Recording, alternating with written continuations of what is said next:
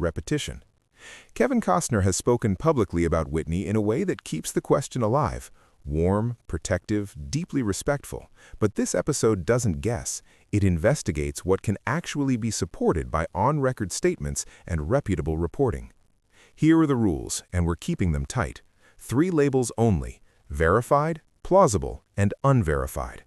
Verified means direct on-record quotes or reputable reports that clearly quote those quotes. Plausible means the context and behavior could fit, but there's still no direct confirmation. Unverified means dramatic details with no primary sourcing. One more promise: no filler, no fan fiction language, no trust me. Now, why is this rumor so sticky in the first place? Because The Bodyguard didn't just show a romance, it sold a protector fantasy. When that kind of chemistry works, audiences don't stop at the credits. They start writing a sequel in their heads. The real question is whether real life ever caught up to that sequel. So let's begin where the evidence is strongest. Anchor number 1, the promise. Kevin Costner has repeatedly described making Whitney a promise during the film. He has said he told her she wouldn't have an entourage and that he would take care of her. In those same accounts, he frames it as a trust test. Whitney watched him, weighed him, and he aimed to make good on what he promised. That is verified support. It tells you something concrete. Whitney trusted him in a high-pressure moment where trust was expensive. Anchor number 2, the phrase that explains the myth. Costner has also referred to himself as Whitney's imaginary bodyguard. That line matters because it separates 2 different forces that get mixed together: the bond that actually existed and the public fantasy that attaches itself to that bond. In other words, he's acknowledging the projection. The world wanted the movie story to spill into real life. So what do these anchors prove, and what do they not prove? Here's what we have so far. Verified: trust, protection, and continuing public respect from Costner. Not verified: an affair. Nothing in those statements says we were together. If the investigation ended right here, the honest answer would be simple. The bond is real, the romance is unproven. But the story doesn't end here, because myths don't survive on one quote. They survive on patterns, on implication, and on what people think silence means. Now we flip the lens to Whitney's on-record side. This is where the standards get even stricter. The question isn't, does it feel true? The question is, where does Whitney say it, on record, in context?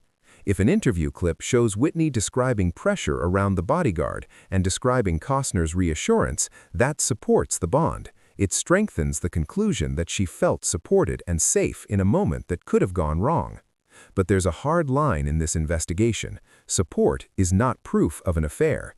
Gratitude is not proof of romance. Trust is not proof of a relationship. And that leads to a simple test, the missing evidence test. If there was a confirmed romance, the strongest proof would be direct confirmation from either of them, clearly stated, on record, in context. Without that, what remains is interpretation, body language, headlines, anonymous sourcing, or dramatized retellings.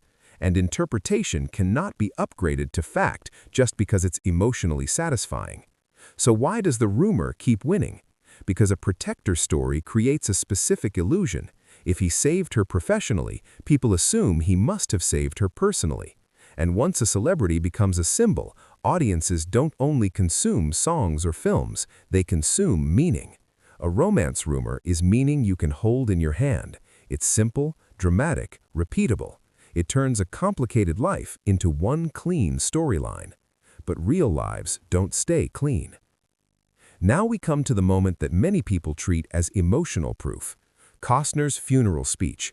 His eulogy became a major public moment, and he later emphasized how seriously he took his words. He's described refusing to shorten the speech and standing firm about what he wanted to say. This is powerful evidence of lasting respect and a deep personal bond. But even here, the investigative line stays intact. Devotion and grief do not automatically equal a romantic relationship. A person can be deeply important to you without being your partner. A bond can be real without being a romance. So let's score it. Verified: Costner promised to take care of Whitney during the film and described a unique trust between them.